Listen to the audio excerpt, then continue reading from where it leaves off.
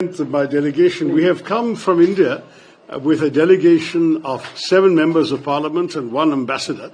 And we, in the 7 members, represent 5 political parties, 7 different states. Our example. There you are. 7 different states, 3 different religions. It's a diversity of India. But we are united in the message we bring, and that's what I'll be talking to you about in a minute. Our new ambassador has just presented his soft credentials this morning. So I arrived last night. So we hope that he will be seeing more of you in the time to come. But may I briefly present my colleague, Mr. Bhuvaneshwar Kalita is a senior member of parliament from Assam in the northeast of India. Mr. Sarfaraz Ahmed is from Jharkhand in the east as well. Taranjit Sandhu is our former ambassador in Washington till last year. On the left is Ambassador Dinesh Bhatia. Then we have Tejasvi Surya, who is a member of parliament from Bangalore. To his left, Shashank Mani Tripathi, who is a member of parliament from a state that has more people than Brazil does, UP, Uttar Pradesh. I was trying to explain to my barber today, where I went, that India has about 1/3 of our territory, but 6 times our population. People, exactly. I envy your lack of density. And of course, hundreds and hundreds of years of civilization before Brazil was even known. That is true, sir. Very, very proud to recognize that. And finally, Harish Balyogi, who is from Andhra Pradesh, as you know, in the southeastern coast. So we represent, in many ways, the diversity of India. And the reason we have come is very much to seek greater sympathy and understanding on the part of our friends. And also countries that are not necessarily our friends, but you are in the high friends category, for our situation in recent months. In particular, the really, really serious attack on our country by terrorists in Kashmir, in a place called Pahalgam, on the 22nd of April. I must say that we saw the statement by Brazil. We were also very touched by President Lula telephoning our Prime Minister personally to express his concern and condolences. But as you know, in the couple of weeks that followed, absolutely no action was taken to bring the perpetrators to heel or even to look for them in Pakistan. We have identified 4 of them that crossed over from the other side, but there's absolutely no effort made. So finally the government decided it had to send a very strong message. And this is why on the 7th of May, India struck 9 terrorist bases. And I say this very carefully. You know, also from your years at the United Nations, and I think this is the first time I'm seeing you in an Indian capacity. I've always met you as a UN official. Let me say that here we are looking at organizations listed by the 1267 Committee at the UN. These are organizations whose terrorist standing is not in doubt. They're also on the terrorist designate list of the United States government. And their headquarters, base camps. In the United Nations also. Yes, in the sanctions, terrorist sanctions committee, 1267 committee. So I just wanted to say that we chose targets very carefully, where every one of them was clearly and explicitly linked to, or the base of, or the training camp of one of these proscribed organizations. Second, we took great care to do so at night, 1:05 to 1:30 in the morning, to minimize any risk of collateral damage, civilians and so on. Normal life was, everyone should be asleep at that time. And then we also explicitly avoided any Pakistani government target, any civilian target, and any military target. So the whole idea was to signal we are not trying to start a war. We are just conducting retribution for an act of terror, which was a really vile act. 26 people killed. They singled out the men on the basis of their religion. They shot them dead in front of their wives and children. It was really horrendous. And it was meant, of course, to do the maximum possible damage to India, to disrupt the Kashmiri economy, which was booming, to end the prospects of tourism flourishing in Kashmir. Tourism had gone up by 100% in the preceding 12 months, to also perhaps create a communal backlash in India, because these people said, are you Hindu? Bang.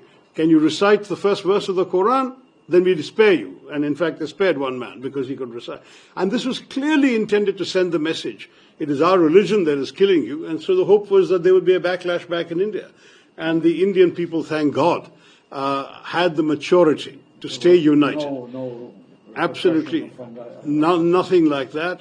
There were heightened tensions for maybe 24 hours, some minor incidents in university campuses and so on. But thereafter, the whole country rallied behind. And in fact, once the operation started, you would be so impressed to see the strength of opinion of all sections. And in fact, I'm proud to say that every one of our parliamentary delegations going around the world has this diversity of religion I mentioned. Mr. Sarfraz Ahmed is from the Muslim community, is strongly, solidly with us. We've had others leading voices from the Muslim community. And of course, the Kashmiri people, the Kashmiri chief minister, who was elected in an election with a 64% turnout quite recently. He has been really exemplary in speaking up for India and against this hateful terrorism. But you see, Celso, you understand these phenomena so well. I don't want to preach to somebody as knowledgeable as you are. But this is a particularly troubling matter because it is about the use of terrorism as an instrument of state policy. You know, when we struck those terror bases on the 7th, as I said, every one of those bases identified linked to terror. Next morning, there is a funeral at one of his sites, conducted by a person who's also named in the committee, Hafiz Abdul Rauf, who's an elite figure named in the United Nations Sanctions Committee. He is conducting the funeral, and look who's attending. Uniformed officers of the police and military of Pakistan. These are all military officers, and there are a couple of police people. Senior officials. This is what is going on in Pakistan. This organization, the LET, has created this front called the Resistance Front, so-called. We have been reporting about the Resistance Front to the UN Sanctions Committee time after time. 3 times we've already given details. They claimed credit for the terrorist killings. The next day they repeated that claim. And then when people realized the gravity of it, their handlers in Pakistan got them to delete the claim. But the claim is on record for a full 24 hours. And what is deeply disquieting is when India encouraged our friends on the Security Council to mention the Resistance Front in the press statement that the Security Council issued, the Pakistan government, I'm sorry to say with the support of your friends in China, took out the name. So there is not even a reference to the organization. I have many friends. Yes, of course, and we are also your friends. But we are not on the council. These guys are, and neither are you these days, which is our loss. We have to change that situation, sir. Both of us should be on the council together on a more durable basis. But to come back to the story, so we conducted this. The Pakistanis were told very clearly, and the world was told, this is a retribution, not the beginning of a war. If you leave this alone, we will leave you alone. Pakistan instead chose to react with disproportionate artillery shelling on civilian areas. They killed 19 civilians in one district alone, in Poonch in Kashmir. The Pakistani army? Army. This time official Pakistani army attacked us. They killed 19 civilians. They hit a Sikh temple, a Gurudwara. They hit a convent, the convent of the Carmelites of Mother Mary. They killed civilians in homes. They killed traffic on the streets. It was absolutely shocking. At that point, we also retaliated. There was no declaration of war, but we hit them back very hard. The day after that, they sent drones and missiles. Over 400 drones came across our border, and they fired missiles. I'm proud to say our air defenses proved equal to the task. We, in turn, on the night of the 9th, 10th of May, hit 11 Pakistani military targets. These were airfields of the Pakistani Air Force. It was when, more or less. Well, Just to keep the calendar, this is more or less. So the whole thing is 88 hours. The entire conflict was 88 hours. Because once we hit these airfields, and there are satellite pictures, not just from us, but commercially available satellite pictures, showing craters in the main airfields of the Pakistan Air Force, after that they asked for peace. They said, let's stop firing. There was a call. You see, the hotline between the two Directors General of Military Operations is always open. So their Director General called ours in the morning of the 10th of May, afternoon at 3:30, a formal call was arranged. They proposed cessation of firing at 5 p.m. We agreed instantly. And I stress this agreed instantly point because our line had throughout been, we don't want a war. Our line had throughout been that we as India are focused on our growth and development. We have no wish to do anything but promote the prosperity and well-being of our people. We do not want to be distracted by conflict and terrorism and war. But you cannot think that people can walk across your border and kill us and go away with impunity. So the message was, if they do that, there will be reprisals. There will be a price to pay. But thereafter, we are not interested in a conflict against the whole Pakistani nation and people with whom we have no quarrel. Now, what happened as soon as this was proposed was that we stopped, and though for a couple of hours there were some people on the other side who violated the agreement, it subsided very quickly, and now we have 3 weeks of pretty much calm on the border. So the story is to that degree, for the moment, over. It's a story of an 88-hour conflict. But the larger lessons are what I wanted to talk to you about, and through you, I hope you will share our Prime Minister's concerns with President Lula, because the truth is that we really need understanding from our friends here. This is not some random incident.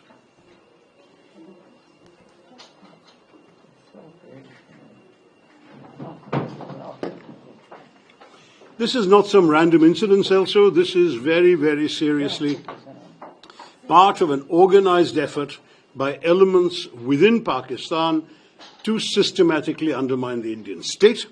It has begun at the end of the Soviet withdrawal from Afghanistan, when you had a whole bunch of mujahideen trained and ready to be unleashed somewhere with no place to go because the Soviets had left, so they turned them towards India and Kashmir. And from 1989 onwards, we have suffered repeated attacks.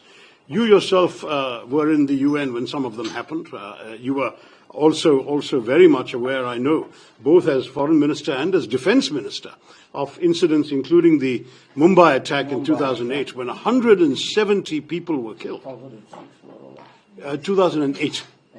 But it was 170 people killed, and India chose not to do this but to take the peaceful route because the evidence was all available. Dossiers were compiled. One of the terrorists was captured alive. His home address in Pakistan was known. Everything was identified.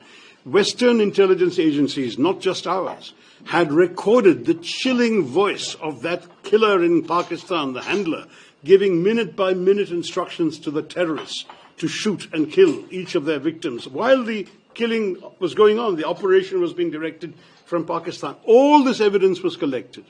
And we thought, the government, which was at that point my party's government, Dr. Manmohan Singh's government, thought that this convincing dossier will result in the end of Pakistani terrorism, that the whole world will tell Pakistan not acceptable, so on and so forth.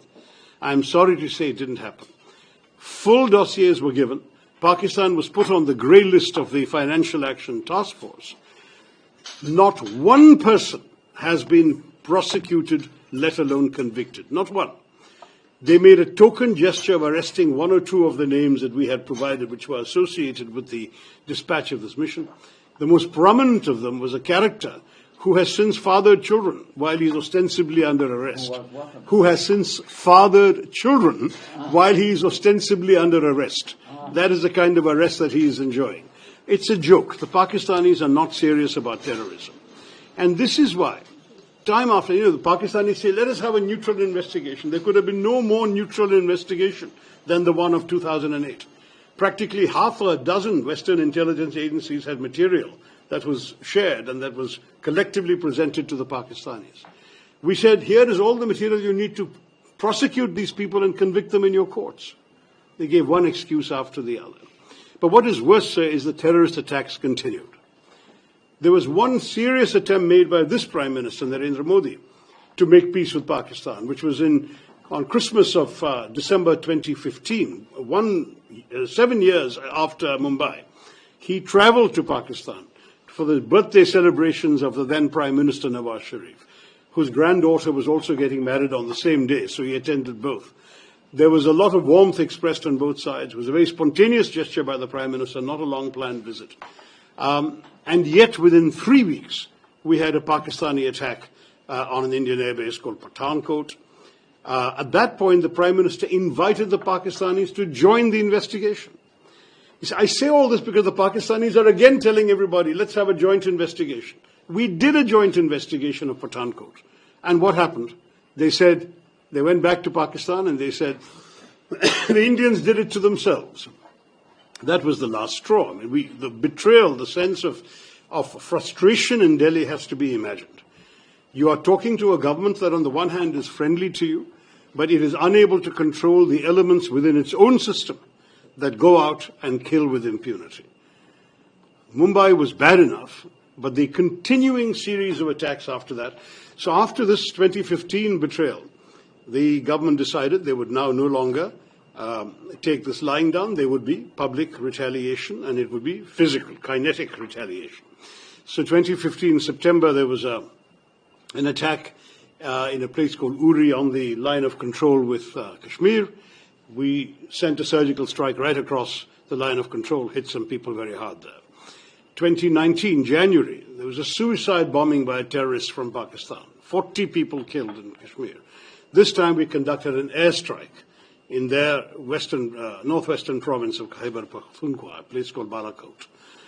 The purpose again was to show the old restraints will no longer be observed. There will now be open action. And this attack was serious enough to warrant hitting Pakistan's heartland, but only terrorist sites initially. And I want to say once again, if Pakistan had not chosen to expand the conflict, we would not have hit Pakistani military facilities. Our message is consistent. We are not looking for war. We are looking only to send a message to terrorists. But through them, we want a message to be heard by those who are providing them safe haven, by those who are financing them, training them, equipping them, guiding them, and sending them across the border.